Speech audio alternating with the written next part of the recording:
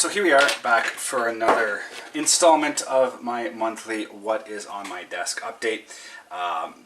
Bit of an interesting update this month. I completely changed directions about halfway through the month. I'm actually in the process. I'm on a timeline, so I'm working pretty tight. So just to kind of backstory a little bit, about 3 weeks ago, I guess, the announcement was made from Airshow London, which is a week and a half from now. Next Friday will be the first day of the show. Anyways, they made the announcement that the 173rd Fighter Wing from the Oregon Air National Guard will be bringing down a couple of F-15s, and I had decals for their 75th anniversary Colorbird. So I'm like, hey, let's build this F-15. It's got these decals on. Let's take it down and present it either to the pilots or the air show, however they want to do it.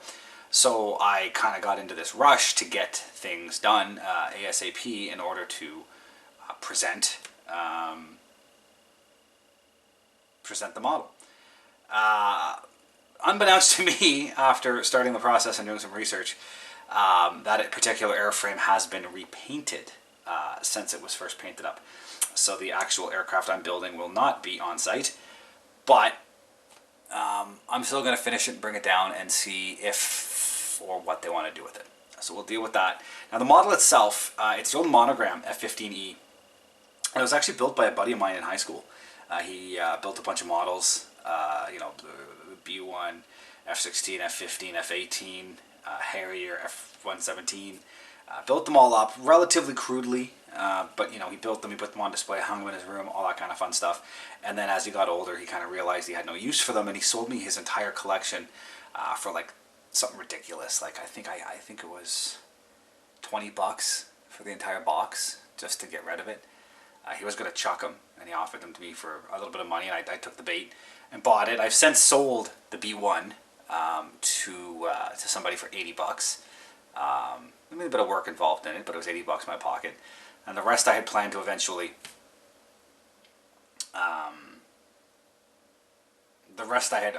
planned to rebuild. And this was the first one I've actually done. So I've gone through and I used rubbing alcohol to wipe all the old paint off of it, and then I did some cleanup and some puttying. I had to make some custom gear doors to close everything up, do a bunch of cleanup, and then just rush paint it, gloss coat, and get the decals done. But in 3 weeks, I've gone from an already built kit with really bad paint and iffy decals to this, which I am pretty impressed with, to be perfectly honest, that it has worked out as well as it has, and that it looks as good as it does. There's a little bit of work I still have left to do on it. It's not perfect. There's some artifacts of some of the older decals and whatnot here. I'm missing some of the basic stencils. But right now, it's basically, at this point, I only have 2 more decals to put on the bottom of the horizontal stabs, and I got to go through and do some touch-up on some of the decals. There are some issues in some places that definitely needs a bit of work, but I got to touch up some of the spots, the paint, the decals, some of the cracking, fix a lot of that. I got to drill the hole to mount it to a base. I still got to paint the steel underneath here. The exhausts need to be painted up and then mounted to the base, pull the masks, and I'll probably do it up in a semi-gloss finish to make it look somewhat okay. I'm not going to do any weathering on it at all. It'll be a clean bird. So I'm just going to do a coat of gloss over top of all the decals at the end to make sure it's sealed. And then I'm going to do some work here while I'm talking. And then coat of clear, a future over the decals to make sure everything is cleanly solid, locked down. Paint the steel, semi-gloss the whole thing, pull the masking off the cockpit, and then get it glued to a base. So not a whole lot left to go on it. Anyways, this has been taking up most of my attention for the past 3 weeks, and the next week is crunch time to really get this finished. To the point that, it's actually the afternoon of the 30th right now as I'm filming this, because I lost track of time. I was so focused on working on this. Completely lost track of the fact that I needed to get this next monthly update video done, so hence why I'm kind of working on this as we talk. So the progress on the 109s hasn't been quite what you would expect, specifically because I've been focusing so much on this kit. So I mean, I don't even know if I've done anything really. I'll show you kind of where I stand with those kits here in a second.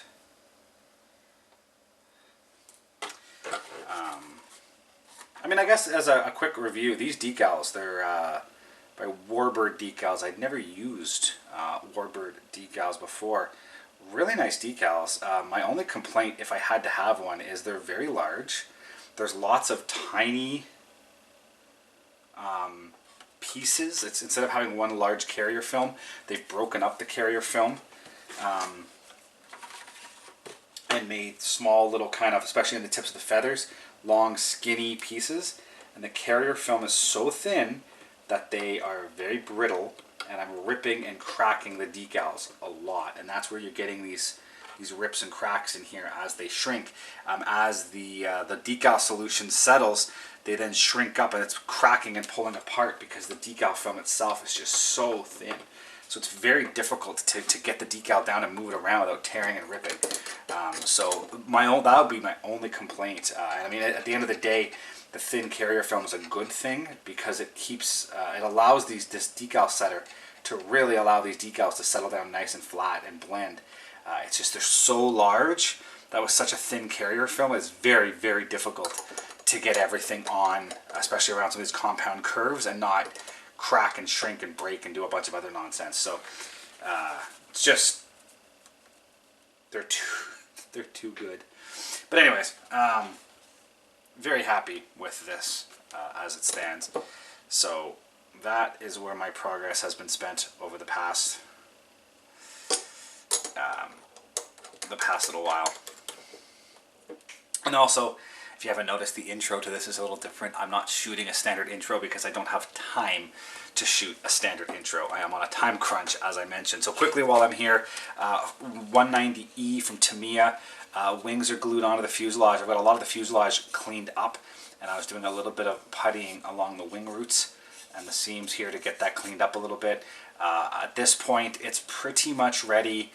Get the canopy on and masked, and then start prepping for paint to get a coat of primer on it, and then start the painting process on that. All the kits are basically at the same point. Here's the Edward G. As well, the seams have been cleaned up on the fuselage, and I'm working on getting the wings cleaned up and blended and getting ready to do that final. I got the one cowling to install in the bottom, and then it's basically ready for canopy masking, and then I can start shooting some primer and getting ready to do final paint on that. The Bouchon wings are glued. I haven't started the process of cleaning up the wings yet on this one. That'll be the next step after those two. Especially I had to get this piece underneath here put on. I need to do quite a bit of sanding in here to get this blended, and then start doing some putty in here and across these wing roots.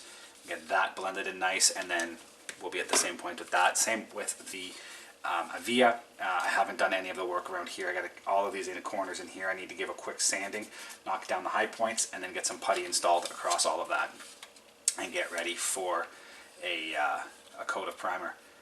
But they're all looking really good, moving along. So I haven't done much on them, focusing on this F-15. By the time I get back post Airshow London, I'll be focusing on getting back onto those 109s and getting them done.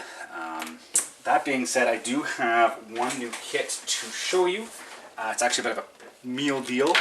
There's this Italeri 148 scale V22.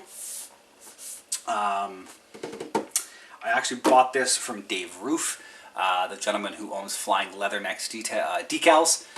He also has a line of resin. I've had it used a number of his decals in the past. Been kind of following his growth of his company on Facebook. I don't have a lot of marine builds. He just focuses mainly on marines, or exclusively on marine stuff, U.S. marine stuff. I don't build a lot of U.S. marine stuff, but I've been following his expansion of his company online, and seems like a good guy. So this became available. He was selling off a few of his older kits that he used as templates. This was one. Price was right. I'm not going to say it was inexpensive. but it was a lot cheaper than what I would have paid if I had gone to a local hobby shop or bought from an online web store. So I went ahead and snagged it up, and that was specifically because it was a bit cheaper, but it also came with a set of his decals and a set of his masks, which, you know, it made it worth it as, you know, these were, you know, they're worth a bit of money on their own. You mix that in with the cost of the kit, and I definitely saved a bit of money. Now the kit itself is an old, it's basically, it's the tester's kit from back in the day, and I have a tester's kit. So it's, I have to look at the details again. It's either Testers, Tallery bought the Testers mold, or Testers reboxed the early Tallery kits. I gotta follow that detail a little bit more, but either way, this is a bit more detailed than the Testers kit that I have. There's some more interior pieces added with some of this stuff. Some of the rotors a little bit more detailed, and you get a lot of the bits and bobs for the nose with the antennas and whatnot that fit up on the front here, the pitot tubes and the antennas and the refueling probe and all that kind of stuff. That all doesn't exist on the Testers kit.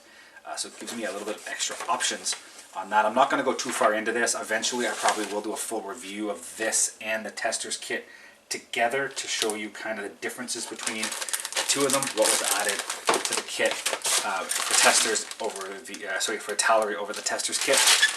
But it's a basic kit, and it's got a lot of good detail on it. It's got raised panel lines, pretty, you know, basic soft detail on the inside. So it's not amazing.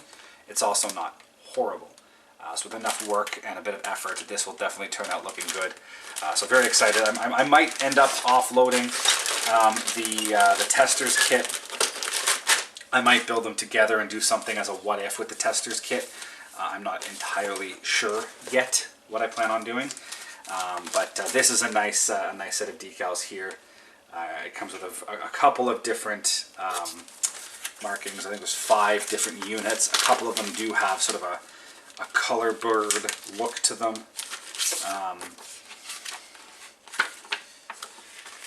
You've got the one that has the raising of the flag on Iwo Jima from VMM 163, and then you've got this one here from VMM 166, which is 007, so it's got the 007 logo on it.